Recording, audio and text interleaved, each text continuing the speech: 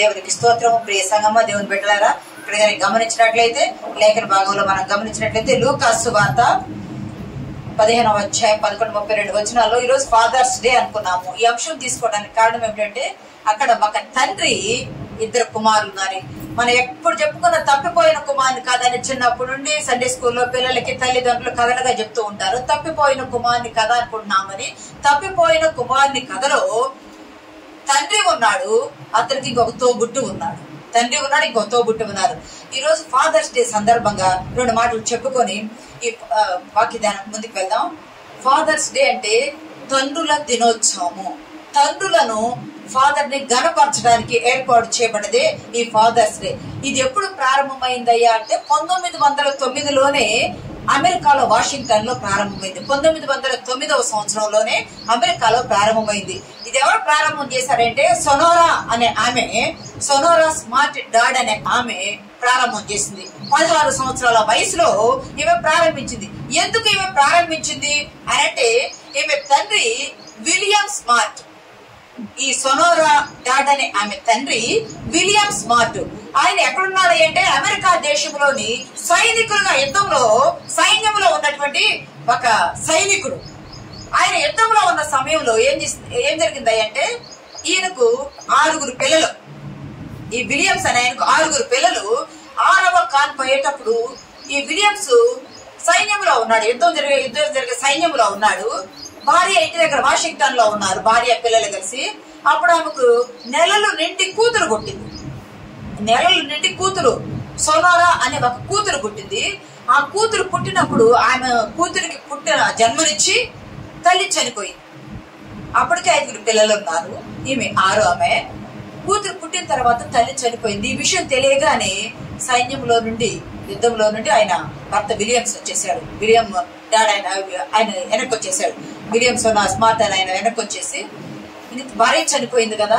సహజంగా అమెరికా దేశంలో అయితే మనకైతే అలాగే ఉండటం ఉండదు, కానీ అమెరికా దేశంలో అయితే కొంచెం 18 సంవత్సరాల ప్రాయం వచ్చినప్పుడు పిల్లలు వదిలేస్తారు. వాళ్ళ ఇండివిజువల్ గా బ్రతకడం నేర్చుకోవాలని వదిలేస్తారు. కానీ ఈ తండ్రి ఏం చేశాడంటే మరొక వివాహం చేసుకోకుండా తన పిల్లల్ని 6 పిల్లల్ని చూసుకుంటా అప్పుడే పుట్టిన సొనోరా అనే ఆ పాపను కూడా ఎంతో భద్రంగా, ముందు పెద్ద పిల్లలు ఎలా ఉన్నారో వాళ్ళతో పాటుగా ఈ బిడ్డను కూడా పెంచి సమానంగా పెంచి పెద్ద చేశాడు. 16 సంవత్సరాల ప్రాయం వచ్చింది పిల్లలు.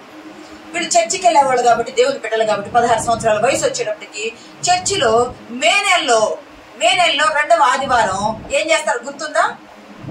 మే నెల 2వ ఆదివారం మదర్స్ డే చేశాం. మే నెల 2వ ఆదివారం మదర్స్ డే చేస్తే ఈ సొనోరా అనే ఆమె ఏం చేస్తుంటే, అరే నాకు తల్లి చనిపోయింది, మదర్స్ డే అనే దాని గురించి మనం ఇంతకుముందు వివరాలు చెప్పుకున్నాం, మళ్ళీ అది అవసరం లేదు. కానీ గత నెలలో మదర్స్ డే చేశారు కదా, ఈ నెలలో అంటే మేలోనే మదర్స్ డే చేసాం. జూన్ లో 2వ ఆదివారం మనం చర్చిలో ఫాదర్స్ డే చేద్దాం.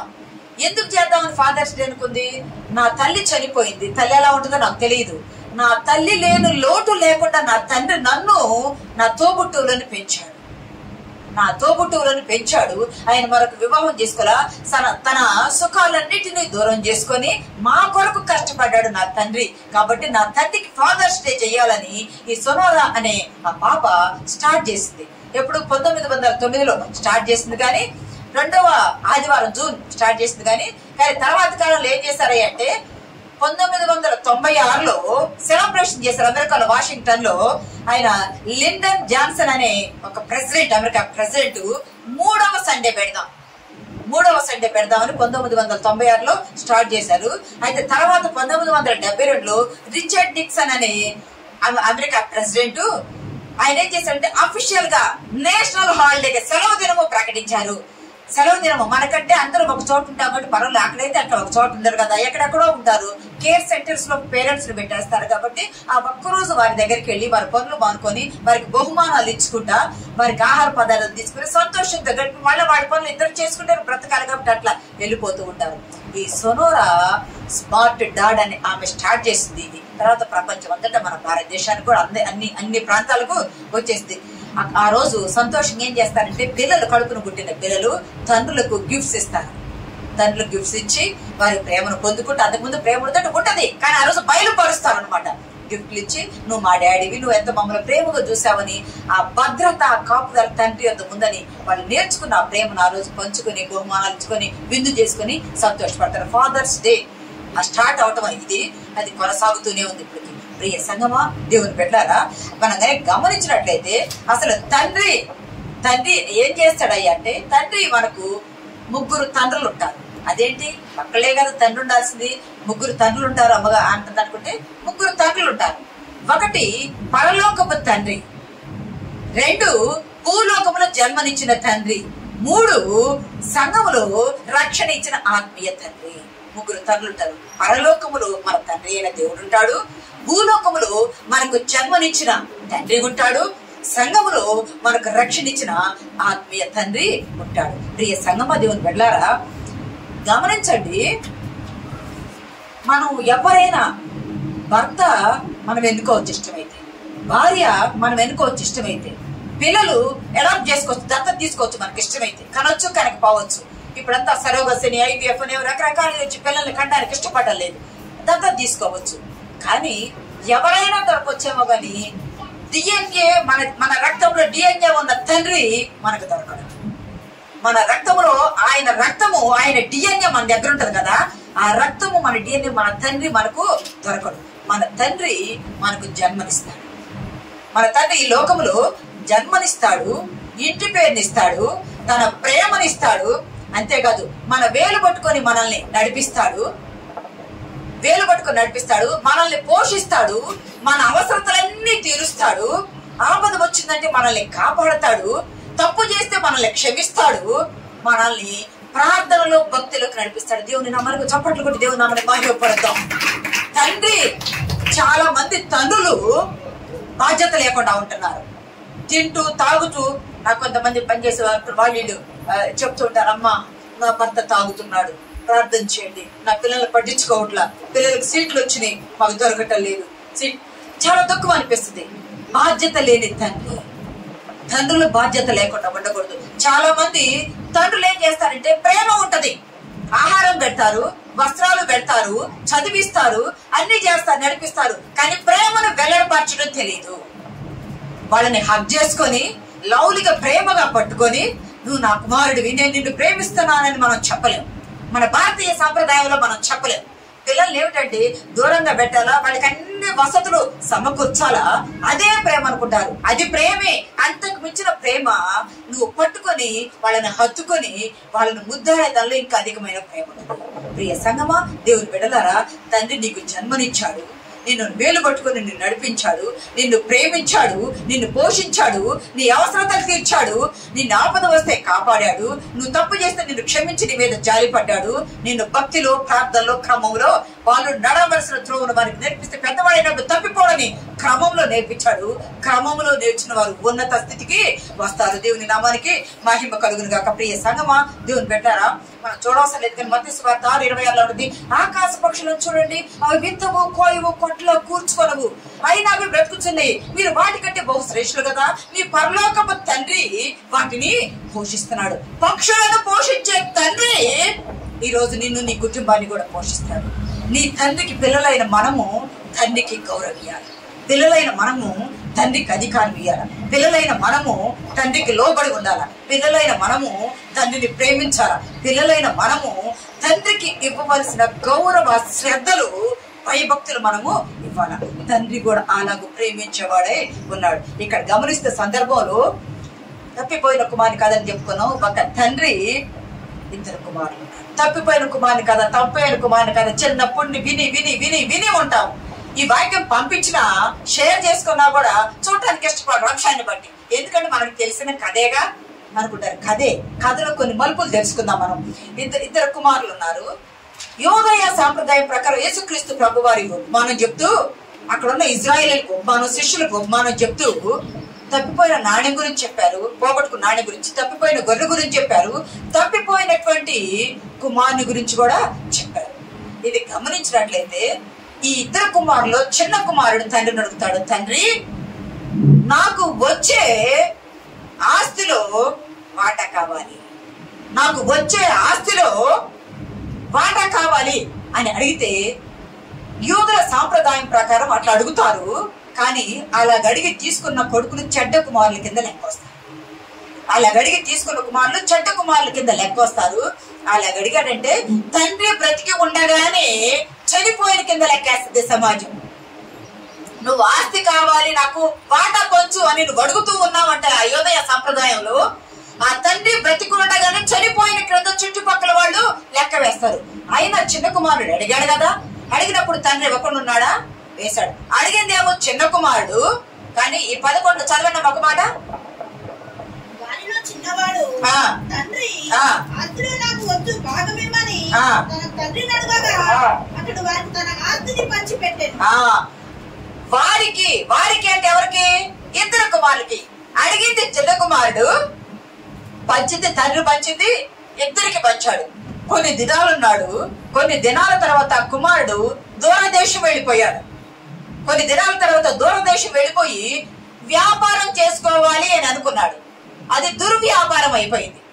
వ్యాపారం చేసుకోవాలనుకున్నాడు, దుర్వ్యాపారం ఉంది. గమనించండి, నా ఇంట్లో ఎంతమంది కూలి వాళ్ళు ఉంటారు, కిందకు పోయే కొంచెం నా ఇంట్లో నా తండ్రి ఇంట ఎంతమంది కూలి వాళ్ళు ఉంటాడు అన్నాడు. అంతమంది కూలి వాడు ఉన్న యజమానుడు రారాజు కుమారుడుగా ఉన్న ఈ చిన్న కుమారుడు పరాయి దేశం వెళ్ళి ఆస్తి తీసుకొని వెళ్ళాడు. బెల్లం ఉంటే ఈగలు మూగుతాయి అంటారు కదా, ఈగలు మూస్తున్నట్టు డబ్బులున్నాయి కాబట్టి, ఆస్తి ఉంది కాబట్టి చెడ్డ స్నేహితులు ఎక్కువైపోయారు. చెడ్డ వ్యాపారాలు పెరిగిపోయింది. తన ఆస్తి ఏమైపోయింది? తరిగిపోయింది. ఇంకా చెడ్డ వ్యసనాలు వచ్చేస్తాయి కదా, ఆస్తి తరిగిపోయింది. గమనించండి, ఈ చిన్నవాడు వెళ్ళక ముందు ఆ దేశం బాగానే ఉంది. చిన్నవాడు వెళ్ళిన తర్వాత అక్కడ కరువు వచ్చింది. వెళ్ళక ముందు ఆ దేశం బాగుంది, వ్యాపారం చేసుకున్నాడు, కరువు వచ్చింది. కరువు ఎందుకు? వర్షాలు లేకపోతే కరువు వచ్చింది. కరువు ఎందుకు వస్తుంది? పాపం పెరిగితే కరువు వస్తుంది. అది ఒక శాపంగా పరిగణించబడుతుంది. కరువు వచ్చింది.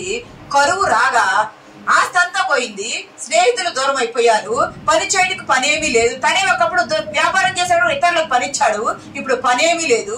ఏమి చేయాలో తెలియలేదు. ఉండుటకు నివాసం లేకుండా అయిపోయింది. తినటకు ఆహారం లేకుండా అయిపోయింది. రారాజు కుమారుడుగా పెరిగిన ఆ చిన్న కుమారుడు ఏమి చేసుకుంటూ వచ్చాడా అంటే పందులను కాసే పని వచ్చాడు. పందులను కాసి పందులను మేపే పనికి ఉద్యోగంలో చేరాడు. మనం జ్ఞాపకం చేసుకుంటే యూదులకు పందులు అంటే చాలా అసహ్యం. లేవియకాండం 11:7 ప్రకారం పందులు అపవిత్రమైన జంతువులు. పందులు అపవిత్రమైనవి. వాటిని పెంచరు, వాటిని తాకరు, వాటిని తాకిన వాటిని దగ్గరికి రానివ్వరు, వాటిని తినరు. అది చాలా చెడుగా పరిగణిస్తారు. అంటే అపవిత్రమైన దేవుడు తినకూడదని మోషే ధర్మశాస్త్రంలో చెప్పబడింది కాబట్టి దానిని ఏం చేస్తారంటే అపవిత్రమైన దానికి ఎంచి దాని జోలి యూదులు పోరు. అంత రాజకుమారుడుగా ఉన్న కుమారుడు అదృష్టవంతుడిగా వెళ్ళాడు, దురదృష్టవంతుడు అయ్యాడు. ఐశ్వర్యవంతుడిగా వెళ్ళాడు, దరిద్రుడిగా సిద్ధపడ్డాడు. అన్ని పోగొట్టుకున్నాడు. రక్త హస్తం పోయేటప్పుడు సమస్తము సమకూర్చుకొని తిరిగి వస్తే ఇంకా అతనికి ఏమి నాది అనేది ఏది లేకుండా మొత్తం తీసుకొని వెళ్ళిపోయి దుర్వ్యాపారం వల్ల పోగొట్టుకున్నారు. అందరూ దూరం అయిపోయాడు. ఆహారం లేకపోతే ఏమి చేయాలో తోచక కరువు కాలంలో పందులను మేపుతానని పందులు కాసే యజమాని ఎద్దుకు వెళ్ళగా నువ్వు పందులను కాయ అన్నారు. మన దేశంలో విచ్చలవిడిగా విడిచిపెడతారు కానీ పందులను కాయడానికి ధాన్యం తీసిన పొట్టు, గోధుమలు గాని వరి గాని పల్లీల పొట్టి ఉంటాయి కదా, ఈ వరి గాని లేదా గోధుమలు తీసిన బార్లీ తీసిన పొట్టులో పొట్టు వస్తుంది, చిట్టు వస్తుంది, తౌడు వస్తుంది. పొట్టు వస్తుంది, చిట్టు వస్తుంది, తౌడు సైజుల వారికి వస్తాయి. తౌడు అనేది తినొచ్చు. తౌడు అనేది మనుషులు కూడా రొట్టెలకు కలుపుకోవచ్చు. విటమిన్ డి ఉంటుంది, B12 ఉంటుంది, మంచి ఆరోగ్యం. ఎవరైనా విటమిన్ డి లేని వాళ్ళు నైట్ పూట తౌడంతా గుప్పటి తీసుకుని నీళ్లలో నానబెట్టి నైట్ అంతా మూతబెట్టి ఉంచి తెల్లవారు పాటికి వడగొట్టుకొని తాగినది ఆరోగ్యపరంగా కూడా మంచిది తౌడు. ఆ తౌడు అక్కడ సాంప్రదాయాలు ఏం చేస్తారు అంటే జంతువులకు పెడతారు, పందులకు ఆహారంగా పెడతారు. బీదలైన వాళ్ళు ఉంటారు కదా, బీదలైన వారికి ఆహారంగా పంచుతారు. బీదలైన వారికి ఆహారంగా ఈ తౌడుని పంచుతారు. పొట్టు నుండి వచ్చే తౌడు చాలా మంచి శ్రేష్టకరమైనది, ఆరోగ్యకరమైనది, బలమైంది కూడా. ఈ చిన్న కుమారుడు పందులు మేపుతూ ఉన్నాడు. పందులు మేపే సమయంలో ఆహారం లేకపోతే పందులు తినాలి అనుకునే పొట్టును తిందామని చూసిన వానికి ఏమీయో దొరకలేదు. ఎంత దీనస్థితి. తన కొన్ని సంవత్సరాలు అయింది. చెప్పడం అయితే వెంట అవుతుంది కానీ కొన్ని సంవత్సరాలు అయిపోయింది. అయితే ఆశపడ్డానికి ఏమి దొరకలా. అప్పుడు తనలో తాను సింహావలోకం నుంచి తనలో తాను నెమరు వేస్తారంటారు కదా. జీవిత కాలాన్ని, వెనకటి కాలాన్ని, గత కాలాన్ని నెమరు వేసుకుంటాడు. నా తండ్రి ఎంట రాజుగా ఉన్నాను, ఒక చిన్న కింగ్ గా ఉన్నాను, ఇక్కడికి వచ్చాను, వ్యాపారం పోయింది, కరువు వచ్చింది, దారిద్ర్యం పట్టుకుంది, పని లేదు, పందులు కాద్దామంటే పందులు కాస్తున్నాను, పందులకు పొట్టుంది కానీ తినడానికి తిండి లేదు, పందులు తినే పొట్టు తిందామని ఆశపడ్డాను కానీ అది యజమానుడు చూచి వెళ్ళగొట్టాడు, ఏమి చేయాలో తోచట్లేదని అక్కడ ఒక చోట కూర్చొని తనను తాను నెమరు వేసుకునే సమయంలో అనుకుంటున్నాడు, నా తండ్రి ఎంట అనేక మంది కూలి వాళ్ళు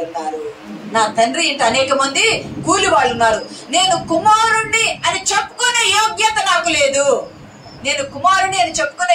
అర్హత అనేది నాకు లేదు. ఎందుకంటే కుమారత్వం నుండి తండ్రిని విడిచి బయటకు వచ్చేసాడు. యోగ్యత నాకు లేదు. నీ పనివారులు కూలివారులు ఒక కూలివారిగా ఉంటాను తండ్రి, నీ కూలివారిగా ఉంటాను నా తండ్రికి చెప్తున్నా. తండ్రికి పరలోకపు దేవునికి విరోధంగా ప్రవర్తించానని తనను తాను తప్పు చేసుకున్నాడు. ప్రియ సంగమా, యేసుక్రీస్తు ఎందుకు వచ్చాడయ్యా అంటే పాపులను రక్షించడానికే కదా వచ్చింది. నేను పాపిని అని తెలుసుకున్నాడు, తన పాపాన్ని ఒప్పుకున్నాడు, పాపాన్ని విడిచిపెట్టాడు. పాపపు ఒప్పుకోలు మన ప్రార్థన చేసేటప్పుడు కూడా మన ప్రార్థనలో పాపపు ఒప్పుకోలు ఉంటది కదా. ఈ తప్పిపోయిన కుమారుని ఈ సంఘటనలో పాపపు ఒప్పుకోలు ఉంది. నేను నా తండ్రి వద్దకు తిరిగి వెళతాను, కూలివాడిగా ఉంటాను, నేను కుమారుని అనిపించుకునే యోగ్యత నాకు లేదు అని క్షమాపణ చెప్పుకుంటానే పాపపు ఒప్పుకొని పశ్చాత్తాపడి ఎప్పుడైతే తన తండ్రి ఇంటికి వెళ్ళాలనుకుని బయలుదేరి వచ్చాడో ఆ కుమారుడు బయలుదేరి రావడంతోనే తిరిగి వస్తున్నాడు. ప్రియ సంగమా, దేవుని బిడ్డలారా, ఎప్పుడైతే పశ్చాత్తాపం మనిషి హృదయంలో కలిగిందో అప్పుడే నీ పాపాలు ఒప్పుకున్న కింద లెక్క. పశ్చాత్తాపం కలిగింది, పాపాలు ఒప్పుకున్నాడు, తిరిగి వస్తూ ఉంటే తిరిగి వచ్చేటప్పుడు గమనించండి, అక్కడ ఉన్న కూలి వాళ్ళు ఎవరు కూడా కుమారుని చూసారా? అన్న చూసాడా? ఎవరు చూసారు? తండ్రి చూశాడు. గమనించండి, తండ్రి మిద్ద మీద కూర్చొని ఉండాలా లేదా ఎత్తైన స్థలంలో కూర్చొని ఉండాలా? గమనించండి, ఈ చిన్నవాడు తిరిగి వస్తూ ఉండగా యెషయా గ్రంథం 53:6 మనందరము గొర్రెల వలె త్రోవ తప్పిపోయాము, ప్రతి వాడు తనకిష్టమైన త్రోవ తట్టు తిరిగాడు. గమనించండి, ఇద్దరు కుమారులు, చిన్నవాడు తనకిష్టమైన త్రోవకు తిరగాలని దూరదేశం ప్రయాణం అయిపోయాడు, వెళ్ళాడు, తన పని తాను చూసుకున్నాడు, నష్టపోయాడు, కష్టపడ్డాడు, శ్రమల పాలయ్యాడు, ఏమి లేక రిక్తుడయ్యాడు. పోయేటప్పుడు సమస్తము సమకూర్చుకొని వెళ్ళాడు, వచ్చేటప్పుడు వట్టి చేతులతో రిక్త హస్తాలతో తిరిగి వచ్చాడు. బాగా స్థితిమంతుడిగా వెళ్ళాడు, పతనమైన స్థితిలో నుండి తిరిగి వస్తున్నాడు. ఒప్పుకోవడం అనేది ఇక్కడ గొప్ప విషయం, మనం గమనించాల. ఒప్పుకుంటే మన పాపాలు మనం ఒప్పుకుంటే, మన తప్పులు మనం ఒప్పుకుంటే, మనం చేసిన పనిని ఎవరి ఎదుట చేశామో, ఎవరి తండ్రి ఎదుట చేశామో వారి ఎదుట ఒప్పుకుంటే క్షమించే దేవుడు. తండ్రి జాలిపడి క్షమిస్తాడని ఇందాక చెప్పుకున్నాం కదా. జాలిపడి క్షమించే దేవుడు ఇతను తిరిగి వస్తున్నాడు. 1వ యోహాను పత్రిక 1వ అధ్యాయం 9వ వచనంలో మనము మన పాపములను మనం ఒప్పుకొని ఆయన నమ్మదగిన వాడు, నీతిమంతుడు, మన పాపములను క్షమించి సమస్త దుర్నీతి నుండి మనల్ని పవిత్రులుగా చేయను. ఎప్పుడైతే నేను ఒప్పుకోవాలి అని తన కుమారుడు అనుకున్నాడు, తన హృదయంలో చిన్న కుమారుడు, అప్పుడే పాపాలు క్షమించబడటానికి పునాది పడింది. ప్రియ సంగమా, దేవుని బిడ్డలారా, వచ్చాడు. ఇది మంచి ఉదాహరణ, ఒప్పుకోవాలనుకున్న మంచి ఉదాహరణ. వచ్చాడు, తన తండ్రి రెండవది చూసుకుంటే తండ్రి స్థితి ఎలాగుందయ్యా? మొదటి తప్పిపోయిన కుమారుని స్థితి చూసాం, పాప స్థితిలో ఉన్నాడు, పడిపోయిన స్థితిలో ఉన్నాడు, పాపాన్ని పతనమైన స్థితికి వెళ్ళాడు, తిరిగి పాపాన్ని ఒప్పుకునే స్థితికి వచ్చి తిరిగి వస్తున్నాడు. పాప స్థితిలో ఉన్నాడు, పడిపోయిన స్థితిలో ఉన్నాడు, పతనమైన స్థితిలో ఉన్నాడు, పాపాన్ని ఒప్పుకొని పతనమైన స్థితి నుండి తిరిగి రావడానికి సిద్ధపడ్డాడు. ఇక్కడ తండ్రి స్థితి ఎలా ఉంది? కొడుకు వెళ్లిపోయాడు కదా, తండ్రి స్థితి ఎలా ఉంది గమనించండి. కొడుకు వెళ్లిపోయాడని ఒక మాట అంటామే గాని ఆయన ధనవంతుడు, సమాజంలో హోదా కలిగిన వాడు. నీ కుమారుడు ఇట్లా చేశాడని ఇరుగు పొరుగు స్నేహితులు అనకుండా ఉంటారా? రోజు సూదులు పెట్టి పొడిచినట్టు అంటూ ఉంటే హృదయంలో ఎంత వేదన, ఎంత కలత ఉంటది. ఆ తండ్రి ఎత్తైన స్థలం మీద కూర్చొని చూస్తా ఉండవచ్చు. దూరం నుండి చూసినప్పుడు ఆ కుమారుడు తిరిగి వస్తూ ఉంటే తండ్రి అంట వారి మీద కనికర పడ్డాడు. చదవండి మా మాట. వాడు ఇంకనూ దూరముగా ఉన్నప్పుడు చూచి కనికరపడి వాడు ఇంకా దూరముగా ఉన్నప్పుడు గమనించండి, రెట్టింపు వయసు ఉన్నది కుమారుని కంటే. పెద్ద కుమారుడు ఉన్నాడు, పెద్ద కుమారుని కంటే రెట్టింపు వయసు. చిన్న కుమారుడు రెట్టింపు వయసు ఉన్న తండ్రి వారిని దూరము నుండి చూచి వారి మీద కనికరపడి పరిగెత్తుకుంటూ వచ్చాడట. దేవుని నామానికి మహిమ కలుగును గాక. మన పరలోకపు తండ్రి కూడా, మనము కూడా తప్పిపోయిన కుమారుని స్థితిలో మనం ఉంటే తండ్రి మన మీద జాలిపడి పరలోకము నుండి ఈ లోకానికి తన కుమారుని పంపించి సిలువలో కలుసుకోవడానికి, మన మీద కనికరపడి సిలువలో కలుసుకోవడానికి సిలువ కొయ్య మీద మన కొరకు స్థానాన్ని ఏర్పాటు చేశాడు. దేవుని నామానికి మహిమ కలుగు. ప్రియ సంగమా, దేవుని బిడ్డలారా, పరలోకపు తండ్రికి తండ్రి మాదిరిగా ఉన్నాడు. ఎందుకంటే జాలి పడ్డాడు కదా, కనికరపడ్డాడు కదా, ఆ కుమారుని చూసి పరిగెత్తుకుంటూ వచ్చాడు కదా. యేసు ప్రభు మన కొరకు పరిగెత్తుకుంటారా లేదా పరలోకాన్ని విడిచి, అయ్యో నా బిడ్డలు పాప స్థితిలో పడిపోయి ఉన్నారు, పాపములు ఉంటే నరకానికి పోతారు, పాప స్థితి నుండి మీరు తప్పించి పరలోక స్థితిని ఇవ్వాలని ఈ లోకానికి యేసుక్రీస్తు ప్రభు వారు వచ్చిన. ప్రియ సంగమా, దూరము నుండి ఆ తండ్రి ఆ కుమారుడిని చూశాడు. వాడు ఎలా ఉన్నాడు అంటే తైల సంస్కారం లేని జుట్టు, మాసిపోయిన బట్టలు, కాళ్ళకు చెప్పులు లేని స్థితి, స్నానపానాదులు లేవు, మురికిగా ఉన్నాడు. మురికిగా ఉన్నాడంటే పాపములో ఉన్నాడు, అపవిత్రుడై ఉన్నాడు, అశుద్ధము కలిగి ఉన్నాడు. అటువంటి కుమారుడిని దూరము నుండి చూసి యూదులైతే పొరపాటును కూడా తాకరు. పొరపాటు కూడా మీకు గుర్తుందా? మంచి సమన్వయుని కథలు, సమన్వయుడు అక్కడ పడిపోయి ఉంటే లేవీడు వెళ్తున్నాడు, యాజకుడు వెళ్తున్నాడు, వీళ్ళందరూ ఎవరైనా పరిచయం వెళ్తే ఎవరైనా తాకారా? ఎవ్వరూ తాకరా. కానీ తండ్రి మంచి తండ్రి, తండ్రి ప్రేమ గల తండ్రి, తండ్రి కనికరం గల తండ్రి, తండ్రి జాలి పడిన తండ్రి, తండ్రి ప్రేమించే తండ్రి, తండ్రి క్షమించే తండ్రి. ఆ తండ్రి దిగి వచ్చి పరిగెత్తుకుంటూ వచ్చి ఆ కుమారుని చూచి, కుమారుడు కూడా తండ్రిని చూచాడో లేదో తెలియదు కానీ ఆ తండ్రి వచ్చి కుమారుని చూసి కుమారుని కౌగలించుకున్నాడు. మన ప్రేమను వెల్లడపరిచేది మన పిల్లల ఎడల ఎలాగయ్యంటే కుమారుని కౌగలించుకున్నట. నీ ప్రేమ నీలో రక్తము పొంగి నీ కుమారుని హత్తుకుంటే నీ గుండె నీ కుమారుని గుండెకు హత్తుకున్నప్పుడు రెండు హృదయాల స్పందన లాభపు ప్రేమ కలిగి ఉంటదని. పిల్లల్ని ప్రేమించటమే కాదు, పిల్లల్ని హత్తుకోరట, నేను ఉన్నాను అనే భద్రత వారి హృదయానికి తాకాలి. సంగమా, దేవుని బిడ్డలారా, ఈ పరిగెత్తుకుంటా ఈ కుమారుడు వచ్చాడు, ఈ తండ్రి వచ్చాడు. కుమారుడు మురిగ్గా ఉన్నాడు, అసహ్యంగా ఉన్నాడు, వాసన వస్తున్నాడైనా చూడ, పందులు మేపాడైనా చూడ, తన ప్రేమను వెల్లడిపరిచాడు. ఎట్లుండగా మనం ఇంకనూ పాపలు పోయాడు కానీ యేసుక్రీస్తు మనల్ని కూడా అలాగే చేశాడు కదా. పాప స్థితిలో ఉన్న మనల్ని ప్రేమించిన క్రీస్తు ప్రభు వారు ఈ తండ్రి మురికి స్థితిలో, పాప స్థితిలో ఉన్న ఈ కుమారుడు కూడా పరిగెత్తుకుంటా వెళ్లి కౌగలించుకున్నాడు, తన ప్రేమను కౌగలించుకున్నాడు. అంతేకాదు మెడ మీద పడి ముద్దు పెట్టుకున్నాడు. ప్రియ సంగమా, దేవుని బిడ్డలారా, మెడ మీద పడి ముద్దు పెట్టుకున్నాడట. ఎఫెసీ పత్రిక 2వ అధ్యాయము 13వ వచనం 17వ వచనం ఒకసారి చదవండి.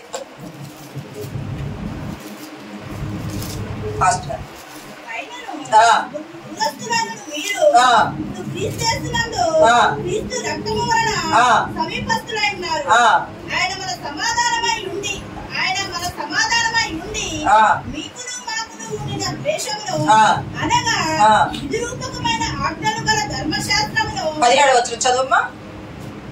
మరియు ఆయన వచ్చి దూరస్తులను మీకును సమీపస్తులను వారికి సమాధాన సువార్తను ప్రకటించాడు. దేవుని నామానికి మహిమ కలుగును గాక. తండ్రిని ఆస్తి కావాలని కోరుకున్నాడు. తండ్రి ఆస్తిని సమకూర్చుకుని దూరదేశంలోకి వెళ్ళాడు. దూరదేశంలో దుర్వ్యాపారం చేసి మొత్తము పోగొట్టుకున్నాడు. పనికిరాని స్థితిలో, పాప స్థితిలో, భూమిలో పడిపోయిన వాడి వల్ల అయ్యాడు. నాశకరమ గొంటలో దిగిపోయిన వాళ్ళు దుర్వ్యాపారం, ఇంకా కిందకు పోతే వారి సోదరుడు అంటాడు, వ్యభిచారులతో ఉన్న వీడిని అని ఒక మాట వాడతాడు. వాడు చేశాడో లేదో మనకు తెలియదు కానీ అన్న మోపిన నెపము లేదా అన్న చెప్పబడి తెలిసి చెప్పాడు, తెలియక చెప్పాడు తెలియదు, కోపంతో చెప్పాడు తెలియదు కానీ నెపము మోపాడు. అటువంటి ఆ కుమారుడు తిరిగి వస్తే తండ్రి తన ప్రేమను ఏం చేశాడు అంటే తండ్రి మొట్టమొదటి కనికరపడ్డాడు. ప్రియ సంగమా, కనికరపడ్డాడు. ఎందుకయ్యా అంటే ఎలా ఉంటాడో పరలోకపు తండ్రి మనం ఎలా ఉంటాం ఆయనకు తెలుసు. మన పశ్చాత్తాపడ్డ హృదయం చూశాడే గాని నువ్వు పాపములో ఉన్న నీ దేహాన్ని గాని మురికిలో ఉన్న నీ వంటిని గాని ఆయన చూడలేదు. నీ ఆత్మను చూశాడు. మారు మనసు పొందిన పశ్చాత్తాపడ్డ నీ హృదయాన్ని ఆయన చూశాడు. ఆయన చూసి పరిగెత్తుకుంటూ వచ్చి కనికరపడ్డాడు. ప్రేమతో హత్తుకొని మెడ మీద పడి ముద్దు పెట్టుకున్నాడు. ఏం చేశాడంటే వేడుక చేశాడు. శుభ్రంగా స్నానం చేయించాడు, వేడుక చేశాడు. వేడుక చేయడం అంటే ఏమిటి? మంచి దూడను, క్రొవ్విన దూడను వధించి విందు చేసి అందరికి పెట్టాడు. 4వది ఏం చేశాడంటే సంతోషాన్ని అందరికి పంచుకున్నాడు. పంచుకోవడమే కాదు, ఆ పంచుకోవడం ఎలా పంచుకున్నాడు అంటే ప్రశస్త వస్త్రము, దాన్ని రక్షణ వస్త్రం యెషయా 61:10 చూడవసలేదు కానీ ప్రశస్తమైన వస్త్రమును తెచ్చాడు కుమారుడికి. కుమారుడు ఎట్లా ఉన్నాడు? మురికి బట్టలతో వచ్చాడు. మురికి బట్టలతో వచ్చిన ఆ కుమారుని తండ్రి ప్రేమ ఏం చేశాడు? మంచి వస్త్రము, ప్రశస్త వస్త్రము. ఆ ప్రశస్త వస్త్రము రక్షణకు సాదృశ్యమైంది. అంతే, మంచి రక్షణ వస్త్రాన్ని సిద్ధపాటు చేసి పెట్టాడు. అంతేకాదు, వస్త్రం ఇవ్వటమే కాదు, కుటుంబ అధికారాన్ని సూచించే ఉంగరం పెట్టాడు. మీకు గుర్తుందా? యేసేపునకు కూడా ఫరో ఏం పెడతాడు? ఉంగరం పెడతాడు. ఎందుకయ్యా అంటే ఆ ఉంగరం అధికార ముద్ర. నిన్ను నా కుటుంబంలోకి చేర్చుకుంటున్నాను అని చెప్పడానికి బంగారు ఉంగరాన్ని తండ్రి తొడిగాడు. అంతేకాదు, బానిసలు అయితే ఏం చేస్తారు? బానిసలు గాని కూలి వాళ్ళు గాని చెప్పులు వేసుకోరు కాళ్లకు. బానిసలు ముఖ్యంగా చెప్పులు వేసుకోరు. ఈ కుమారుడు చెప్పులు లేని స్థితిలో వచ్చాడు. బానిసగా ఉండాలి, కూలివాడిగా ఉండాలనుకొని వచ్చాడు. కానీ తండ్రి ఏం చేస్తున్నాడు? బానిసలకైతే చెప్పులు ఉండవు, కానీ నేను నీకు చెప్పులు, అతనికి మంచి పాదరక్షలు తొడిగాడు. చెప్పులు తొడిగాడు. ఎఫెసులో ఉంటుంది కదా, చూడవసరం లేదు కానీ సిద్ధ మనసు అనే జోడు తొడిగాడు. సిద్ధ మనసు అంటే అర్థం ఏమిటో తెలుసా? దేవునితో సమాధాన పరిచే మనసు. దేవునితో ఇక్కడ ఎఫెసులో ఏముంది? మునుపు దూరస్తుడు అయ్యాడు. ఆస్తి తీసుకొని వెళ్లిపోయినప్పుడు దూరస్తుడు అయ్యాడు. పాపంలో ఉన్నప్పుడు దూరస్తుడు అయ్యాడు. పశ్చాత్తాపడి తిరిగి వచ్చినప్పుడు తండ్రితో ఇరువురు కలిసినప్పుడు పరలోకపు తండ్రికి సమాధానం దొరికింది. దేవుని నామానికి మహిమ కలుగును గాక. గమనించండి, ఈ తప్పిపోయిన కుమారుడు ఎలాగున్నాడో తెలుసా? సంఘములో గాని, కుటుంబంలో గాని, సమాజంలో గాని రక్షణ పొంది ఒకరు తప్పిపోవచ్చు. కుటుంబంలో రక్షణ లేకుండా ఒకరు తప్పిపోవచ్చు. తప్పిపోయిన వాడిని తప్పిపోయాడంటే తప్పు తెలుసుకొని తిరిగి వచ్చిన వాడిని చేర్చుకోవడానికి మనసు లేని వారుగా ఉంటాం. తప్పు తెలుసుకుని వారు తిరిగి వచ్చారు కదా. తిరిగి వచ్చినప్పుడు నువ్వు చేర్చుకోకపోతే తండ్రి నీకు సమాధానం ఎలాగిస్తాడు? ఒక పాపి మారు మనసు పొందుట ఈ అధ్యాయంలో ఉంది కదా. ఒక పాపి మారు మనసు పొందుట పరలోకములో దూతలు సంతోషిస్తాయి అన్నాడు కదా. అంటే తప్పిపోయిన వాడు తప్పు తెలుసుకుని తిరిగి వచ్చిన ఆ పాపి మారు మనసు పొందితే పరలోకములో దేవుడు సంతోషించే పని అది. దేవుడు సంతోషించే పని ఇక్కడ మనము కూడా చేయాలి.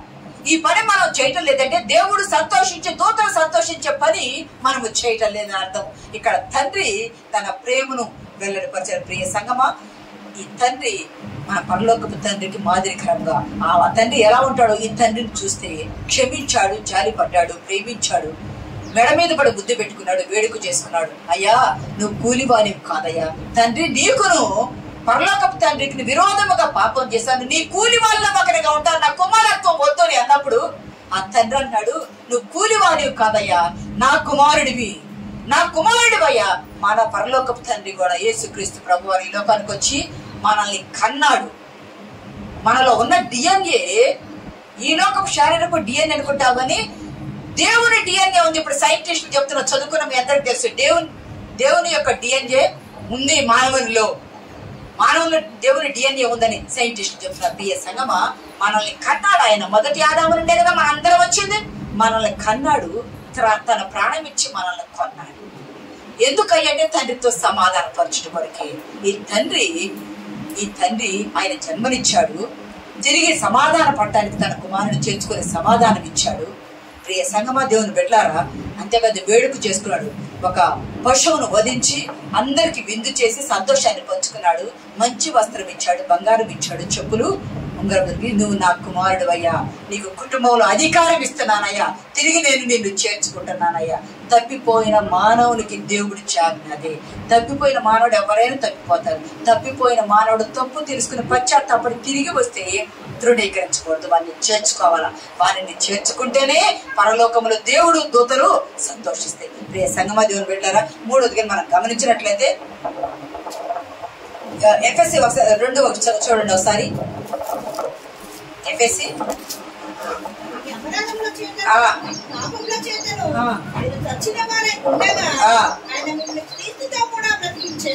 ప్రియ సంగమా, మనం అపరాధముల చేత పాపముల చేత చచ్చిన వారం అయ్యుండగా యేసుక్రీస్తు ప్రభు వారు తన రక్తంతో మనల్ని ఎలాగూ బ్రతికించునో మనకి జీవాన్నిచ్చి జీవితాన్నిచ్చి మన జీవం ఆయన భద్రపరిచి బ్రతికించే రీతిగా. అందుకే ఆదికాండం చూడవసరం లేదు కానీ ఆదికాండం 2:10 ఇది తిరుదినములు నిశ్చయముగా చచ్చెదవు. చావటము అంటే శారీరకంగా చనిపోవటం కాదు, ఆత్మీయంగా తండ్రి సన్నిధిని తండ్రి సహవాసాన్ని దూరం అవటము. ఇక్కడ ఈ తప్పిపోయిన కుమారుడు పరలోకపు తండ్రికి దూరం అయ్యాడు, ఈ లోకపు తండ్రికి దూరం అయ్యాడు. ఆత్మీయంగా దూరం అవటమే చనిపోయిన స్థితి. ఆధ్యాత్మిక లేమితో చనిపోయిన స్థితిలో ఉన్నారు. అటువంటి వాళ్ళని వాస్తవంగా అయితే తండ్రి క్షమించకూడదు. నువ్వు ఆస్తి మొత్తం తీసుకుని పాడు చేసి ఒట్టి చేతులతో వస్తే నేను ఎలా చేర్చుకోవాలా? మిగిలిన వాళ్ళు ఏమంటారు నేనేం చేర్చుకోకూడదు. కానీ పరలోకపు తండ్రి కదా, ఈ లోకపు తండ్రి క్షమించే దేవుడు, పరలోకపు తండ్రి క్షమాభిక్ష పెట్టే దేవుడు కదా, చేర్చుకున్నాడు. ప్రియ సంగమా, దేవుని బిడ్డలారా, పాపి మారు మనసు పొంది దేవునితో సమాధాన పడడానికి వచ్చాడు కాబట్టి మాదిరికరం చూపించాడు. 3వది గారు చూసినట్లయితే తండ్రి ఏం చేశాడంటే చిన్నవాడు రావటంతో సంతోషపడ్డాడు, వేడుక చేశాడు, క్షమించాడు, కుమారత్వాన్ని ఇచ్చాడు. ఈ పెద్ద కుమారుని చూస్తే పాపం చేసి తన సోదరుడు రావటము ఆశ్చర్యపోయాడు. కిందగాని చూసినట్లయితే కింద వాక్యాలు చదవనా మా మాట.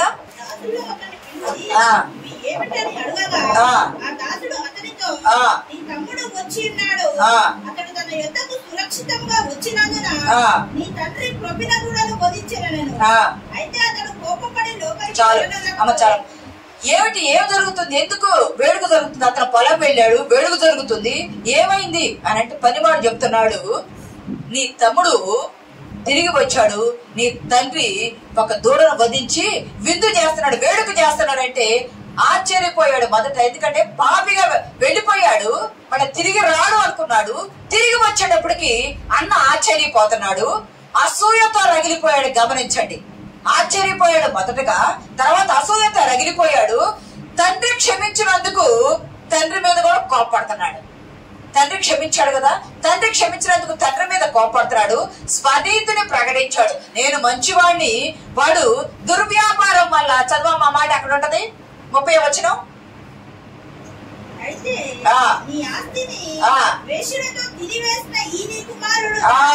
ప్రియ సంగమా, నీ ఆస్తిని దుర్వ్యాపారం వల్ల పాడు చేసి లేదా వేశ్యలతో తినివేసిన ఈ నీ కుమారుడు వస్తే అని, నేను మంచివాడిని, వాడు చెడ్డవాడని, వాడు పాపము వెళ్ళినప్పుడు అక్కడ చేసిన పాపాన్ని చెప్తున్నాడు కానీ మారు మనసు పొంది తిరిగి వచ్చి రక్షించబడ్డవాడయ్యాడు అనేది గమనించట్లా.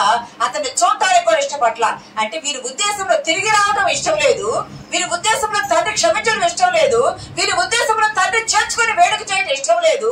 అతనికి చనిపోయిన కిందే లెక్క వేయాలని అతను చూశాడు. ప్రియ సంగమా, సోదరుని మారు మనసు చూడక పాత జీవితంపై దృష్టి పెట్టి దూషించేవాడుగా ఉన్నాడు. ప్రియ సంగమా, దేవుని బిడ్డలారా గమనించండి, ఎన్నడన్నా నువ్వు నాకు ఒక మేక పెళ్లిచ్చావా?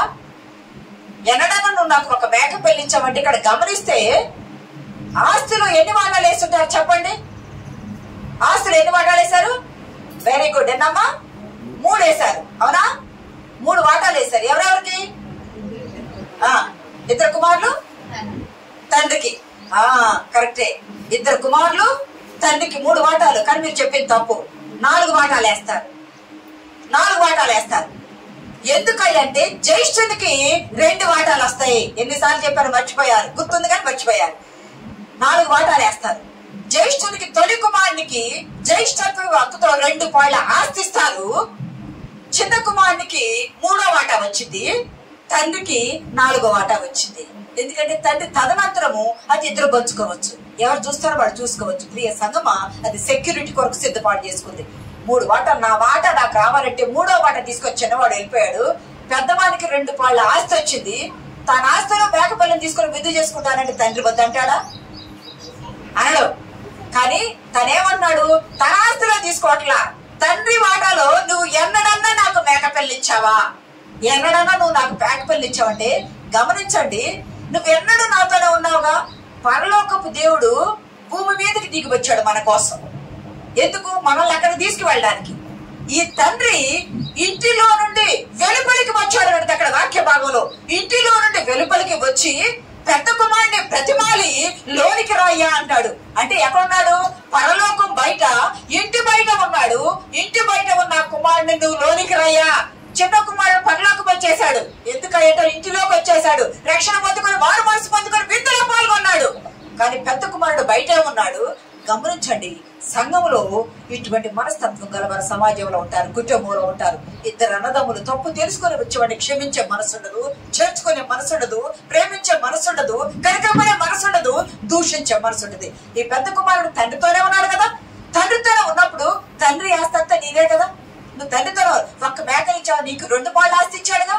నీ 2 పాళ్ళ ఆస్తులు నువ్వు ఒక మేకను తీసుకొని నీ స్నేహితులు తీసుకుంటానని తండ్రి వద్దలేదే. ఇక్కడ గమనిస్తే చాలా మంది ప్రార్థనకు వస్తాం, చేయవలసిన అంశం ప్రార్థన చెయ్యం, చేయవలసిన అంశం మనము ప్రార్థన చేయకుండా ఉంటాం.